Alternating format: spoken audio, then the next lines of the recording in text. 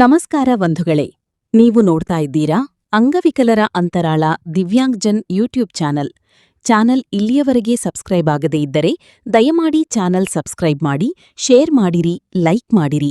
ಅಭಿಪ್ರಾಯ ಕಮೆಂಟ್ಸ್ ಬಾಕ್ಸಲ್ಲಿ ತಿಳಿಸಿ. ಬೆಲ್ ಐಕಾನ್ ಒತ್ತುವುದನ್ನು ತಪ್ಪದೇ ಮರೆಯದಿರಿ.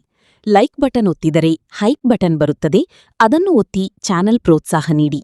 ವಿಶೇಷಚೇತನರ ಇಲಾಖೆಯ ಯೋಜನೆಗಳು, ಅಂಗವಿಕಲ ವ್ಯಕ್ತಿಗಳ ಹಕ್ಕುಗಳ ಅಧಿನಿಯಮ 2016ರ ಕಾಯ್ದೆಗಳನ್ನು ಕಾರ್ಯರೂಪಕ್ಕೆ ತರುವ ಮತ್ತು ಅದರ ಬಗ್ಗೆ ಜಾಗೃತಿ ಮೂಡಿಸುವಂತಹ ಪ್ರಾಮಾಣಿಕ ಪ್ರಯತ್ನ ಮಾಡಿರುವ ವರದಿಗಳು ಮಾತ್ರ ಪ್ರಸಾರ ಮಾಡುವ ರಾಜ್ಯದ ಏಕೈಕ ಯೂಟ್ಯೂಬ್ ಚಾನಲ್ ಅಂಗವಿಕಲರ ಅಂತರಾಳ ದಿವ್ಯಾಂಗ್ಜನ್ ಯೂಟ್ಯೂಬ್ ಚಾನಲ್.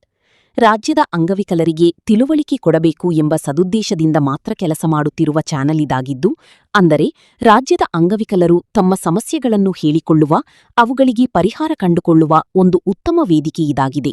ಇದರ ಸದುಪಯೋಗ ರಾಜ್ಯದ ಅಂಗವಿಕಲ ಬಂಧುಗಳು ಪಡೆಯಬೇಕೆಂದು ಚಾನಲ್ ಬಳಗ ಯಾವತ್ತೂ ಆಶಿಸುತ್ತದೆ. ನಮಸ್ಕಾರಗಳು ಬಂಧುಗಳೇ. ಒಂದು ಕೇಂದ್ರ ಸರ್ಕಾರದ ಒಂದು ಮಹತ್ತರ ಯೋಜನೆ ಅಂದರೆ ಅಂಗವಿಕಲರ ಸಾಮಾಜಿಕ ನ್ಯಾಯ ಮತ್ತು ಸಬಲೀಕರಣ ಇಲಾಖೆಯಿಂದ, ದಿವ್ಯಾಂಗಜನ್ ಇಲಾಖೆಯಿಂದ ಒಂದು ಮಾಹಿತಿ ನಮ್ಮ ಜೊತೆಗೆ ಹಂಚಿಕೊಂಡಿದ್ದಾರೆ. ಆ ಒಂದು ಪತ್ರದಲ್ಲಿ ಆಂಗ್ಲ ಭಾಷೆಯಲ್ಲಿರುವುದನ್ನು ನಾವು ಕನ್ನಡದಲ್ಲಿ ಅನುವಾದ ಮಾಡಿ ತಮಗೆ ಅರ್ಪಿಸ್ತಕ್ಕಂಥ ಪ್ರಯತ್ನ ಮಾಡಿದೆವು. ಆ ಪತ್ರದಲ್ಲಿರ್ತಕ್ಕಂಥ ಆಂಗ್ಲ ಶಬ್ದಗಳು ಕನ್ನಡಕ್ಕೆ ಅನುವಾದ ಮಾಡಿದಾಗ ಸ್ವಲ್ಪ ಹೆಚ್ಚು ಕಮ್ಮಿ ಆದರೂ ಅದನ್ನು ತಾವು ಸರಿಪಡಿಸಿಕೊಂಡು ಓದಬೇಕು ಅಂಥೇಳಿ ಈ ಒಂದು ವರದಿಯನ್ನು ತಮ್ಮ ಜೊತೆಗೆ ಹಂಚ್ಕೋತಾ ಇದ್ದೀನಿ. ಬಂಧುಗಳೇ, ಈಗಾಗಲೇ ಇಲಾಖೆಯಿಂದ ಈ ವರ್ಷ ತಮಗೆ ತಿಳಿದ ಹಾಗೆ 2025-26ನೇ ಸಾಲಿನಲ್ಲಿ ಕರ್ನಾಟಕ ರಾಜ್ಯ ಸರ್ಕಾರ ನಮ್ಮ ವಿಶೇಷಚೇತನರನ್ನು ಮರೆತಂತೆ ಕಾಣ್ತಾ ಇದೆ. ಯಾವ ವಿಷಯವಾಗಿ ರಾಜ್ಯ ಸರ್ಕಾರ ಮರ್ತಿದೆ ಅನ್ನೋದಾದರೆ, ವಿಶೇಷಚೇತನರಿಗೆ ಪ್ರತಿ ವರ್ಷ 3ನೇ ಡಿಸೆಂಬರ್ ಈ ಒಂದು ಕಾರ್ಯಕ್ರಮ ತಮಗೆಲ್ಲ ಗೊತ್ತಿದ್ದ ಕಾರ್ಯಕ್ರಮ, ರಾಜ್ಯ ಮಟ್ಟದ ವಿಶೇಷಚೇತನರ ವಿಶ್ವ ಅಂಗವಿಕಲರ ದಿನಾಚರಣೆ ಕಾರ್ಯಕ್ರಮ.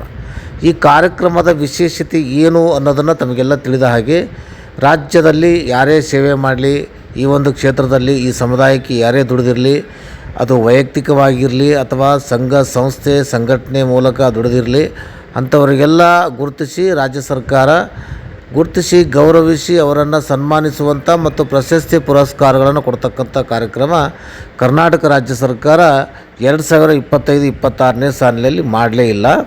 ಆದರೆ ಕೇಂದ್ರ ಸರ್ಕಾರ ಮಾಡ್ತಾ ಬರ್ತಾ ಇರೋದನ್ನು ನಾವೆಲ್ಲ ಗಮನಿಸ್ತಾ ಇದ್ದೀವಿ. ಈಗ ಮುಂದಿನ ವರ್ಷದ ಏನು 2026-27ನೇ ಸಾಲಿನ ಇದು ನ್ಯಾಷನಲ್ ಅವಾರ್ಡ್ ಅಂದ್ರೆ ರಾಷ್ಟ್ರ ಪ್ರಶಸ್ತಿಯನ್ನು ಪಡಿತಕ್ಕಂಥ ಅವಕಾಶಕ್ಕೆ ಒಂದು ಪತ್ರ ಈಗಾಗಲೇ ರಾಜ್ಯದ ಎಲ್ಲ ಸರ್ಕಾರಿ ಕಚೇರಿಗಳು ಅಂದರೆ ಸಂಬಂಧಪಟ್ಟ ಇಲಾಖೆಗಳಿಗೆ ಪತ್ರ ಬಂದಿರೋದನ್ನು ನಮ್ಮ ಜೊತೆಗೆ ಹಂಚಿಕೊಂಡಿದ್ದಾರೆ. ಅದನ್ನು ಕನ್ನಡದಲ್ಲಿ ತಮಗೆ ತಿಳಿಸುತ್ತಾ ಹೋಗ್ತಾ ಇದ್ದೀನಿ, ತಾವೆಲ್ಲ ತಿಳ್ಕೊಬೇಕು.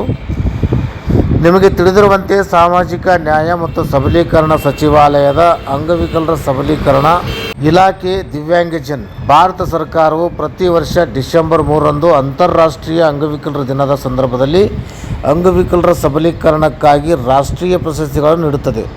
ಇದು ಅಂಗವಿಕಲರ ಸಬಲೀಕರಣ ಕ್ಷೇತ್ರದಲ್ಲಿ ಮಾಡಿದ ಅತ್ಯುತ್ತಮ ಸಾಧನೆಗಳು ಮತ್ತು ಅನುಕರಣೀಯ ಕಾರ್ಯಗಳನ್ನು ಗುರುತಿಸುವ ಮತ್ತು ಗೌರವಿಸುವ ಉದ್ದೇಶದಿಂದ ಸಮಗ್ರ ಮತ್ತು ಸುಲಭವಾಗಿ ಅಂಗವಿಕಲರಿಗಾಗಿ ಸಮಗ್ರ ಮತ್ತು ಸುಲಭವಾಗಿ ಪ್ರವೇಶಿಸಬಹುದಾದಂಥ ಸಮಾಜವನ್ನು ರಚಿಸಲು ಗಮನಾರ್ಹ ಕೊಡುಗೆಗಳನ್ನು ನೀಡಿದ ವ್ಯಕ್ತಿಗಳು, ಸಂಸ್ಥೆಗಳು ಮತ್ತು ಉದ್ಯೋಗದಾತರು ಮತ್ತು ಸಂಸ್ಥೆಗಳಿಂದ ಉದ್ಯೋಗದಾತರು ಮತ್ತು ಇತರೆ ಪಾಲುದಾರರನ್ನು ಪ್ರೋತ್ಸಾಹಿಸುವ ಗುರಿಯನ್ನು ರಾಷ್ಟ್ರೀಯ ಪ್ರಶಸ್ತಿಗಳು ಹೊಂದಿವೆ.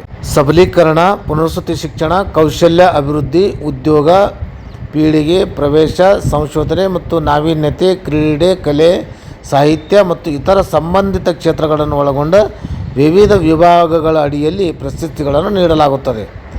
3ನೇದು, ಅಂಗವಿಕಲರ ಸಬಲೀಕರಣಕ್ಕಾಗಿ ರಾಷ್ಟ್ರೀಯ ಪ್ರಶಸ್ತಿಗಳ ಮಾರ್ಗಸೂಚಿಗಳು. ಇಲಾಖೆಯ ವೆಬ್ಸೈಟ್ www.depwd.gov.in ಈ ವೆಬ್ಸೈಟ್ನಲ್ಲಿ ಹೋಗಿ, ಹಾಗೂ ರಾಷ್ಟ್ರೀಯ ಪುರಸ್ಕಾರ ಪೋರ್ಟಲ್ನಲ್ಲಿ www.awards.gov.in ಇಲ್ಲಿ ಲಭ್ಯವಿದೆ. ಮತ್ತು 4ನೇದು, ಪ್ರಶಸ್ತಿಗಳಿಗೆ ಅರ್ಜಿಗಳು ನಾಮನಿರ್ದೇಶನಗಳನ್ನು ಆನ್ಲೈನ್ ಮೋಡ್ ಮೂಲಕ ರಾಷ್ಟ್ರೀಯ ಪುರಸ್ಕಾರ ಪೋರ್ಟಲ್ನಲ್ಲಿ www.awards .gov.in ಮಾತ್ರ ಆಹ್ವಾನಿಸಲಾಗಿದೆ ಮತ್ತು ಆನ್ಲೈನ್ ನಾಮನಿರ್ದೇಶನಗಳು ಅರ್ಜಿಗಳು ಮೇ 15, 2026ರಿಂದ ಪ್ರಾರಂಭವಾಗಿವೆ ಮತ್ತು ನಾಮನಿರ್ದೇಶನಗಳು ಅರ್ಜಿಗಳಿಗೆ ಕೊನೆಯ ದಿನಾಂಕ ಜುಲೈ 31, 2026. ವೈಯಕ್ತಿಕ ವಿಭಾಗದ ಅಡಿಯಲ್ಲಿ 2 ವಿಭಾಗಗಳ ಪ್ರಶಸ್ತಿಗಳು ಪ್ರವೇಶ ಭಾರತ ಅಭಿಯಾನದ ಅನುಷ್ಠಾನ, ತಡೆಮುಕ್ತ ಪರಿಸರವನ್ನು ಸೃಷ್ಟಿಸುವುದು, RPWD ಕಾಯ್ದೆ, UDID ಮತ್ತು ಅಂಗವಿಕಲರ ಸಬಲೀಕರಣಕ್ಕಾಗಿ ಇತರ ಯೋಜನೆಗಳಲ್ಲಿ ಉತ್ತಮವಾಗಿ ಕಾರ್ಯನಿರ್ವಹಿಸುವ ರಾಜ್ಯಕ್ಕೆ ಸಂಬಂಧಿಸಿವೆ ಎಂಬುದನ್ನು ನೀವು ಪ್ರಶಂಸಿಸಬಹುದು. ಇನ್ನು 5ನೇದು, ನಿಮ್ಮ ರಾಜ್ಯ ಕೇಂದ್ರಾಡಳಿತ ಪ್ರದೇಶದ ಪರವಾಗಿ ಅರ್ಜಿಯನ್ನು ಸಲ್ಲಿಸುವಂತೆ ಮಾಡಲು ಮತ್ತು ಅರ್ಹ ಅಭ್ಯರ್ಥಿಗಳು ಮತ್ತು ಸಂಸ್ಥೆಗಳು ವಿವಿಧ ಇತರ ವಿಭಾಗಗಳ ಅಡಿಯಲ್ಲಿ ಹೆಚ್ಚಿನ ಸಂಖ್ಯೆಯಲ್ಲಿ ಅರ್ಜಿ ಸಲ್ಲಿಸಲು ಸಾಧ್ಯವಾಗುವಂತೆ ಸಂಬಂಧಪಟ್ಟ ಎಲ್ಲ ಸಂಸ್ಥೆಗಳು ಮತ್ತು ಇತರ ಪಾಲುದಾರರಲ್ಲಿ ರಾಷ್ಟ್ರೀಯ ಪ್ರಶಸ್ತಿ ಯೋಜನೆಗಳಿಗೆ ವ್ಯಾಪಕ ಪ್ರಚಾರವನ್ನು ನೀಡಲು ಸಾಧ್ಯವಾದರೆ ನಾನು ಕೃತಜ್ಞನಾಗಿದ್ದೇನೆ. ನಿಮ್ಮ ವಿಶ್ವಾಸಗಳಿಂದ ಭಾರತ ಸರ್ಕಾರದ ಉಪನಿರ್ದೇಶಕಿ ರಿಚಾ ಶಂಕರ್ ಮೇಡಮ್ ಅವರು, ಸಾಮಾಜಿಕ ನ್ಯಾಯ ಮತ್ತು ಸಬಲೀಕರಣ ಸಚಿವಾಲಯ, ವಿಕಲಚೇತನ ವ್ಯಕ್ತಿಗಳ ಇಲಾಖೆ, ದಿವ್ಯಾಂಗಜನ್, ನವದೆಹಲಿಯವರು. ಎಲ್ಲ ರಾಜ್ಯಗಳ ಕಾರ್ಯದರ್ಶಿಗಳು, ಪ್ರಧಾನ ಕಾರ್ಯದರ್ಶಿಗಳು ಮತ್ತು ಕೇಂದ್ರಾಡಳಿತ ಪ್ರದೇಶಗಳಿಗೆ ಕಳುಹಿಸಿದ್ದಾರೆ. ಈ ಪತ್ರವನ್ನು ನಮಗೆ ಆಪ್ತರೊಬ್ಬರು ಕಳಿಸಿರುವ ಮಾಹಿತಿಯನ್ನು ತಮಗೆ ಹಂಚಿಕೊಂಡಿದ್ದೇನೆ. ಈ ರಾಷ್ಟ್ರ ಪ್ರಶಸ್ತಿಗೆ ಭಾಜನರಾಗುವವರು ಅಥವಾ ರಾಷ್ಟ್ರ ಪ್ರಶಸ್ತಿಗೆ ಅರ್ಹತೆ ಇರುವವರು ಆನ್ಲೈನ್ ಮೂಲಕ ಅರ್ಜಿ ಸಲ್ಲಿಸುವಂಥ ಅವಕಾಶ ಇದೆ. ತಾವು 2026-27ನೇ ಸಾಲಿನ ರಾಷ್ಟ್ರ ಪ್ರಶಸ್ತಿ ಪುರಸ್ಕೃತರಾಗುವಂಥ ಅವಕಾಶ ತಾವೆಲ್ಲರ ಪಡ್ಕೊಳ್ಬೇಕಂತೇಳಿ ಈ ಒಂದು ಮಾಹಿತಿಯನ್ನು ತಮ್ಮ ಜೊತೆಗೆ ಹಂಚ್ಕೊಂಡಿದ್ದೇನೆ. ಈ ವರದಿ ನೋಡಿ ತಾವು ಈ ಒಂದು ವೆಬ್ಸೈಟಲ್ಲಿ, ನಾವು ಈ ವೆಬ್ಸೈಟನ್ನು ನಮ್ಮ ಪರದೆ ಮೇಲೆ ಕೊಟ್ಟಿರ್ತೀವಿ. ಆ ಪರದೆಯಲ್ಲಿ ನೋಡಿ ಆ ವೆಬ್ಸೈಟಿಗೆ ಸಂಪರ್ಕಿಸಿ ಎಲ್ಲ ದಾಖಲೆಗಳನ್ನು ಅಲ್ಲಿ ಅಪ್ಲೋಡ್ ಮಾಡಿ ರಾಷ್ಟ್ರ ಪ್ರಶಸ್ತಿಗೆ ಅರ್ಜಿ ಸಲ್ಲಿಸ್ಬೋದು ಅಂತೇಳಿ ಈ ಒಂದು ವರದಿಯನ್ನು ಮುಗಿಸ್ತಾ ಇದ್ದೀನಿ. ನಮಸ್ಕಾರ, ಧನ್ಯವಾದಗಳು.